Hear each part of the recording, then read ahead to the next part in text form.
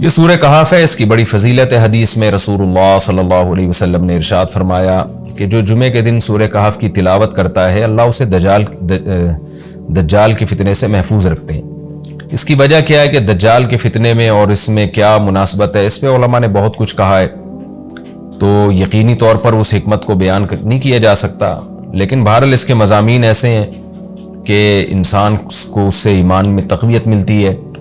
اور بڑی بات یہ ہے کہ رسول اللہ صلی اللہ علیہ وسلم نے جب کسی چیز کے بارے میں ہمیں بتا دیا تو پھر ہمیں اس کی حکمت سمجھ میں نہ بھی آئے تو ہمیں بس اس پر ایمان لانا چاہیے۔ تو دجال کے فتنے سے بچنے کے لیے اگر کوئی جمعے کے دن اس کا اہتمام کرتا ہے تو انشاءاللہ اس کو فائدہ ہوگا۔ دجال کے فتنے سے بچنے میں سرسری غور سے ایک بڑی حکمت یہ معلوم ہوتی ہے کہ اللہ تعالیٰ نے بڑے بڑے قدرت کے اپنے نمونے دنیا میں دکھائے ہیں، جیسے اس میں خضر علیہ السلام کا واقعہ آئے گا، اصحاب کہف کا واقعہ، ذوالقرنین کا واقعہ، کہ کیسی اللہ نے ان کے ہاتھوں پہ اپنی قدرت کو ظاہر کیا۔ تو یہ اللہ تعالیٰ کے مختلف کام ہیں، یاجوج ماجوج کا تذکرہ بھی آئے گا اس میں۔ تو اس میں ہمیں پتہ چلتا ہے کہ اللہ کی قدرتوں میں بہت بڑی بڑی قدرتیں، اللہ مخلوق سے بھی بعض دفعہ بڑے بڑے کام لے لیتے ہیں۔ تو دجال بھی اللہ کی ایک مخلوق ہوگا، تو وہ اگر بڑے بڑے محیر العقول کام دکھا رہا ہے تو یہ اس کی علامت نہیں ہوگی کہ یہ خدا ہے۔ جیسے ذوالقرنین سے اللہ نے بڑا کام لیا تو وہ خدا تھوڑی بن گئے، اور خضر علیہ السلام کے ذریعے اللہ نے مردے کو زندہ ایک جو ہے نا وہ دیوار کو سیدھا کروا دیا اور تختہ جڑوا دیا، اور کچھ انہوں نے اللہ کے بتانے سے غیب کی خبریں بتا دیں، تو اس سے وہ خدا تو نہیں بن گئے۔ اور جو اس طرح اصحاب کہف کئی سو یعنی 300 سال تک غار میں سوتے رہے تو اس سے وہ خدا نہیں بن گئے۔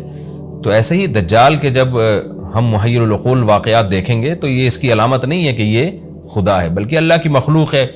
تو اللہ تعالیٰ نے جیسے پچھلے پیغمبروں میں ایسے واقعات رونما ہوئے اور مقصد لوگوں کی آزمائش تھا، تو دجال بھی لوگوں کی آزمائش ہی کے لیے آئے گا۔ اور بہت ساری حکمتیں ہیں جو علماء نے بیان کی ہیں۔ اچھا، یہ جو جمعے کے دن سورہ کہف پڑھنے کی فضیلت ہے، تو یہ جمعے کی رات کو اگر کوئی پڑھ لے تو بھی یہ فضیلت حاصل ہو جائے گی، تو کیونکہ روایات میں جمعے کی رات کا بھی تذکرہ ملتا ہے اور جمعے کا بھی تذکرہ ملتا ہے۔ تو علماء یہ کہتے ہیں جو صوفیاء کرام ہیں کہ عبادت کا لطف اور مزہ اس وقت آتا ہے جب یہ استحضار ملے کہ اللہ ہمیں دیکھ رہا ہے۔ یار اس کی آواز تیز کرو، یہ اتنی لطف اور عبادت کا مزہ اس وقت آتا ہے جب یہ استحضار ہو کہ اللہ ہمیں دیکھ رہا ہے۔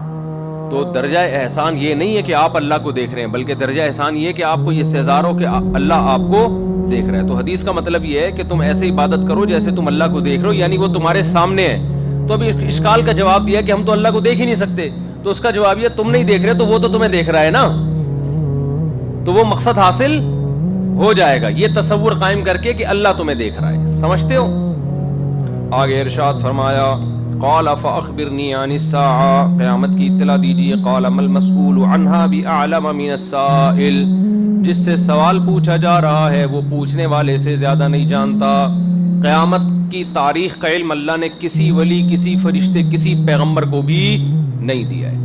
اکاد اخفیها لتجزا كل نفس بما تسعى، موسیٰ علیہ السلام کو اللہ نے کوہ طور پہ فرمایا تھا نا کیا قیامت آئے گی، لیکن اکاد اخفیها، میں اس کی تاریخ کو چھپا دوں گا۔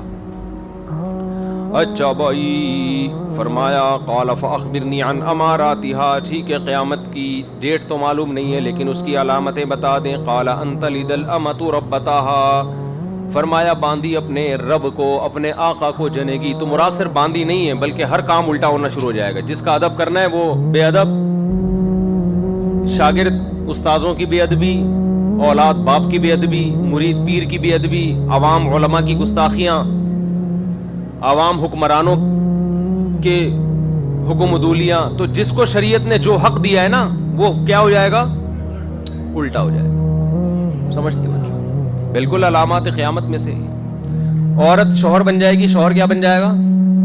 عورت۔ ایسا ہی ہو رہا ہے مارکیٹ میں، پتہ نہیں چل رہا ان میں میاں کون ہے اور بیگم کون ہے۔ میاں بیویوں سے ڈر رہے ہیں، عورت ڈر نہیں رہی۔ مارکیٹ میں جو چل رہا ہے آج کل،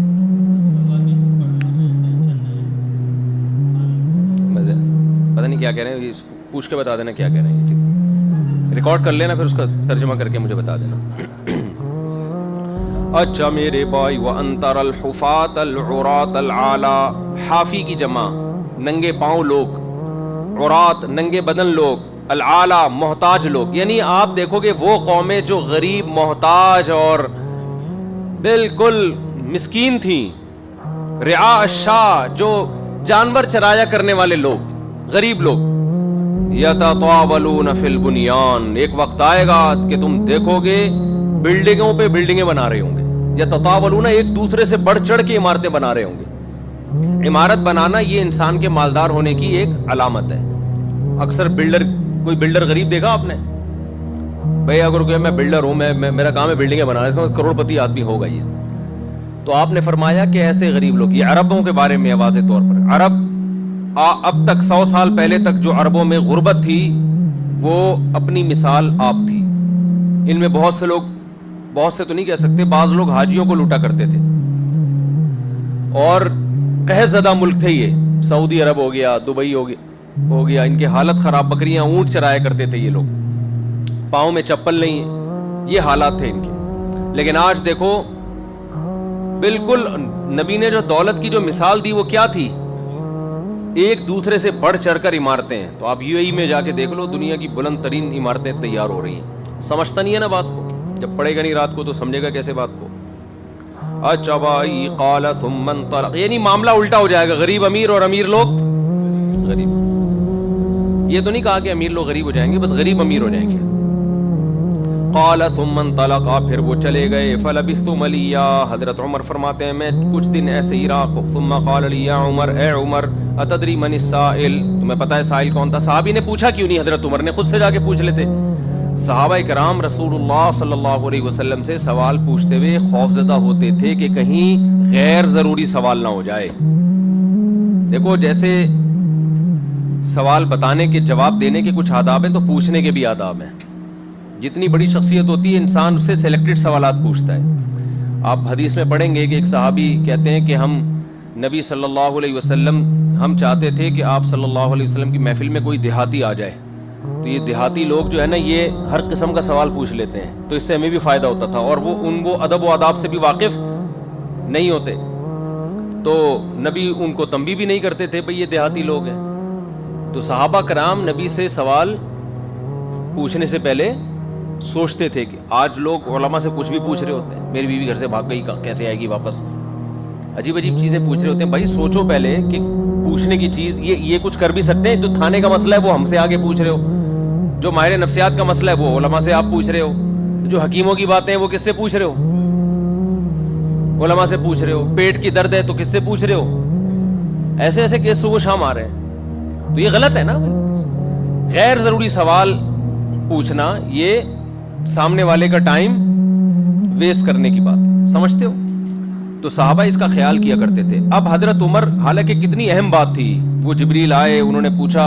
اچھا صحابی کہہ رہے ہیں لا یرا علیہ اثر السفر ولا یعرفہ منا احد، سیاہ بال تھے، سفید کپڑے تھے، سفر کا کوئی نشان نہیں، کیونکہ مسافر کے بال تو بکھرے ہوئے ہوتے ہیں، کپڑے میلے ہوتے ہیں، تو نہ سفر کے علامات تھیں اور نہ ہم میں کوئی ان کو پہچانتا تھا، کوئی مقامی آدمی بھی نہیں. تو سوال تو پیدا ہوتا ہے نا کہ یہ کون تھے، لیکن حضرت عمر نے کوئی ہمت نہیں ہوئی نبی سے پوچھنے کی، اس لیے کہ جو چیز جو پیغام ملا تھا وہ بہرحال مل گیا تھا، اسلام کا پتہ چل گیا، کلمہ شہادت کا پتہ چل گیا. لیکن اس کے باوجود حضرت عمر فرماتے ہم پہ روب تھا. اور اس کی اور بھی مثالیں ملتی ہیں حدیث میں.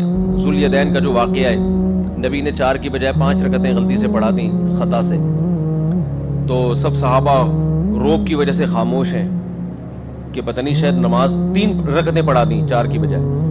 صحیح مسلم کی حدیث ہے، صحابہ کرام خاموش تھے کہ پتہ نہیں یہ، بعض نے تو مبارکباد دی بھئی نماز کی آئندہ سے کتنی رکعتیں ہوا کریں گی، 1 رکعت منسوخ ہو گئی، اب 3 ہوا کریں گی، مبارکباد دی ایک دوسرے کو. فہابا ان یتکلما، حدیث میں آتا ہے ابو بکر و عمر خوف زدہ تھے کہ اس بارے میں آپ سے سوال کریں، روب تھا آپ صلی اللہ علیہ وسلم. تو ایک دیہاتی صحابی ہیں ذوالیدین، جن کے ہاتھ بہت لمبے تھے، ان کا نام ہی ذوالیدین. تو انہوں نے نبی سے پوچھا اقصرت الصلاۃ ام نسیت یا رسول اللہ، نماز میں کمی ہو گئی ہے یا آپ بھول گئے ہیں؟ وہ ایک دم اسٹریٹ فارورڈ انہوں نے سوال پوچھا، یا رسول اللہ نے نماز کی 4 کی 3 کر دی ہیں یا آپ بھول گئے ہیں؟ آپ نے فرمایا کل ذالک لم یکن، کچھ بھی نہیں ہوا، نہ میں بھولا ہوں نہ نماز میں کمی ہوئی ہے. انہوں نے فرمایا قد کان بعض ذالک، کچھ تو ہوا ہے. ٹھیک ہے، ان کا کانفیڈنس دیکھیں آپ.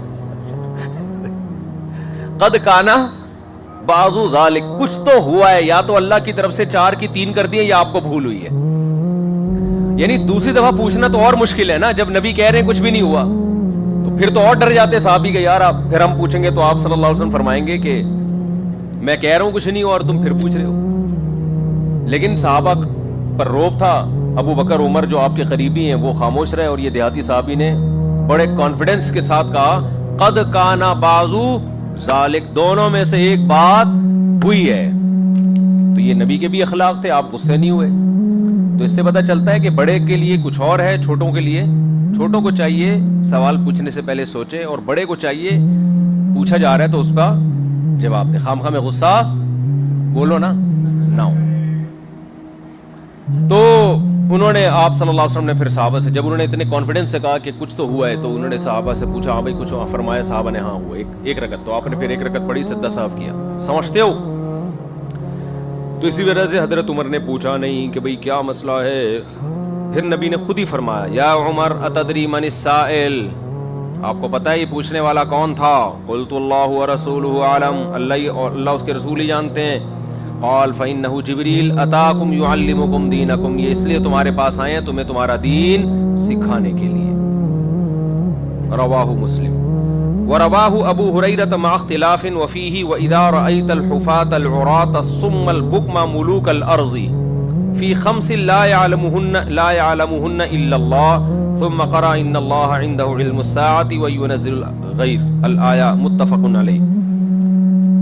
حضرت ابو ہریرہ سے بھی یہ روایت مروی ہے, یہ تو حضرت عمر سے ہے نا, حضرت ابو ہریرہ سے بھی ہے. اس کے الفاظ تھوڑے چینج ہے. اس میں یہ ہے کہ جب تم دیکھ لو گے ان لوگوں کو, یعنی اس میں یہ الفاظ بھی ہیں کہ جب تم دیکھو گے ان لوگوں کو جو ننگے پاؤں ہیں, برہنہ ہیں, الصم البکم, گونگے اور بہرے لوگ, ملوک الارض, زمین کے بادشاہ بنے ہوئے ہوں گے, زمین کے یعنی بالکل نااہل ترین لوگ زمین کے بادشاہ بنے ہوئے ہوں گے. اس میں یہ الفاظ ہے. فی 5, جب قیامت کے بارے میں سوال پوچھا کہ قیامت کب آئے گی, تو آپ نے فرمایا قیامت ان 5 چیزوں میں سے ہے, لا یعلمہن الا اللہ, جن کا علم اللہ کے سوا کسی کے پاس نہیں ہے. پھر آپ نے یہ آیت تلاوت کی ان اللہ عنده علم الساعة وینزل الغیث ویعلم